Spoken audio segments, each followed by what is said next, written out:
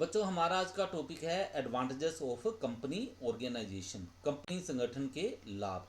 ठीक है, merits of company organisation या इंपॉर्टेंस ऑफ कंपनी ऑर्गेनाइजेशन या एडवांटेजेस ऑफ कंपनी ऑर्गेनाइजेशन एक ही बात है। ठीक है, जैसे भी क्वेश्चन आए आंसर उनका यही बनता है। तो कंपनी संगठन है, आपने इसका मीनिंग पढ़ लिया था, इसकी विशेषताएं पढ़ ली थी। अगर विशेषताएं अच्छी तरह से आपने पढ़ ली हैं तो उससे आप इनके लाभ भी पता करके बता सकते हो कि उसके लाभ क्या बनते हैं। इसका पहला लाभ है लिमिटेड लाइबिलिटी। ये विशेषताओं में आपको पॉइंट बताया था। कंपनी के अंशधारी उनके द्वारा क्रय किए गए अंशों पर बकाया राशि तक भुगतान करने के लिए उत्तरदायी होते हैं। एकाकी व्यापार एवं साझेदार की भांति अंशधारियों की निजी संपत्तियां व्यवसाय के दायित्वों के भुगतान के लिए प्रयोग नहीं की जा सकती। अतः अंशधारियों का दायित्व सीमित है और इस बात की उन्हें पहले से ही जानकारी होती है। यह बात लोगों को कंपनी में विनियोग करने के लिए प्रोत्साहित करती है और अंततः व्यावसायिक संगठन के कंपनी प्रारूप के विकास में सहायता मिलती है। ठीक है, सीधा सा मतलब क्या है कि कंपनी संगठन जो है इसमें जो इसके सदस्य होते हैं यानी कि जो अंशधारी होते हैं उनका दायित्व उनके द्वारा खरीदे गए अंशों की राशि तक ही होता है। इससे ज़्यादा राशि उनसे वसूल नहीं की जा सकती है। ठीक है, और वो राशि भी कौन सी जो उन्होंने कंपनी में जमा करवा दी है, ठीक है, वहाँ तक होगा उनका उत्तरदायित्व। या फिर अगर कोई राशि रहती है, ठीक है, अगर कंपनी में जमा करवा दी हुई है अपने अंशों की राशि तब तो उनका कोई उत्तरदायित्व रहेगा नहीं, क्योंकि वो तो कंपनी में जमा हो चुके हैं पैसे। ठीक है, लेकिन कुछ राशि अभी जो भुगतान के योग्य है, अगर वो भुगतान नहीं की गई है अंशधारियों द्वारा, तब वो उस नहीं भुगतान की गई राशि के लिए ही जिम्मेवार होंगे। इसके अलावा और किसी राशि के लिए जिम्मेवार वो नहीं होंगे। और जब भी कंपनी को कोई लॉस होती है, कुछ है नुकसान उठाया जाता है, तो अंशधारी जो है उनकी निजी संपत्ति जो है वो प्रयोग में नहीं लाई जा सकती। Number 2, share transfer facility. तो ये पॉइंट भी आपने विशेषताओं में पढ़ा होगा।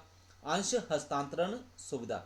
सार्वजनिक कंपनी का कोई भी सदस्य अन्य सदस्यों की सहमति के बिना ही स्वतंत्र रूप से अपने अंशों का हस्तांतरण कर सकता है।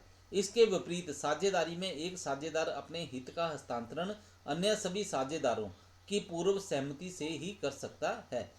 अंश हस्तांतरण की सुविधा कंपनी में विनियोग को तरल बना देती है, अर्थात आवश्यकता पड़ने पर अंशों को बेचकर अति शीघ्र नकदी में बांटा जा सकता है।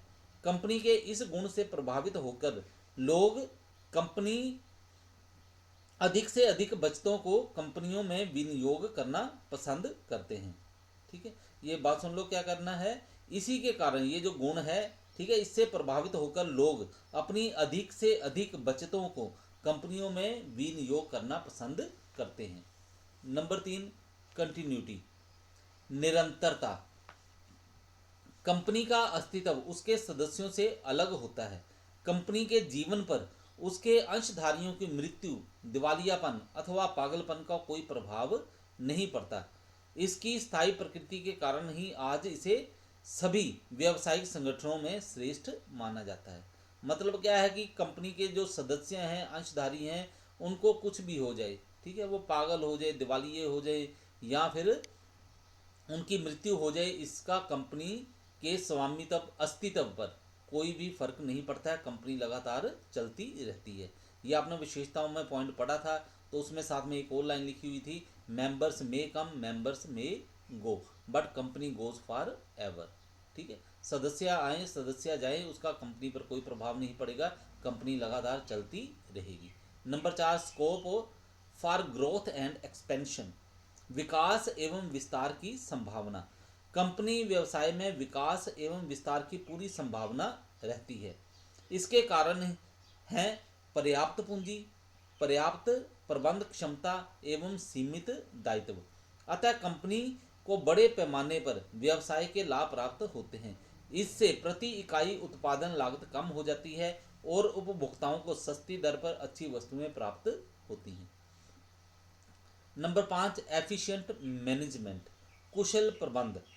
अधिक वित्तीय साधनों की, ठीक है, अधिक वित्तीय साधनों के उपलब्ध हो जाने के कारण व्यवसाय में निरंतरता के कारण कंपनी प्रबंध विशेषज्ञों की सेवाओं का उपयोग कर सकती है।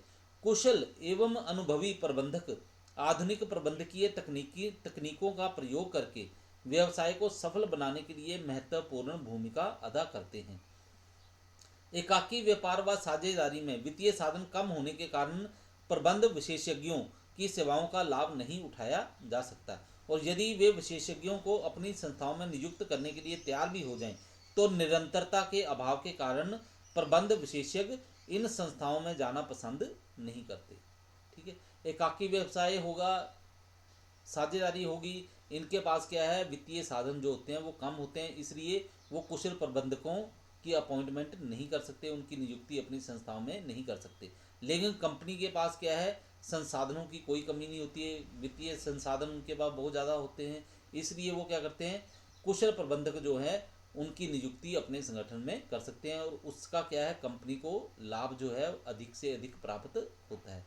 इससे क्या होता है, वस्तुओं की जो उत्पादन की लागत है वो कम हो जाती है। उत्पादन लागत कम होने के कारण वस्तुएं जो है कम कीमत पर बाजार में उपलब्ध हो जाती हैं। जब कम कीमत में वस्तुएं उपलब्ध होंगी तो उससे क्या होगा, सेल बढ़ेगी। सेल बढ़ने से क्या होगा, लाभ भी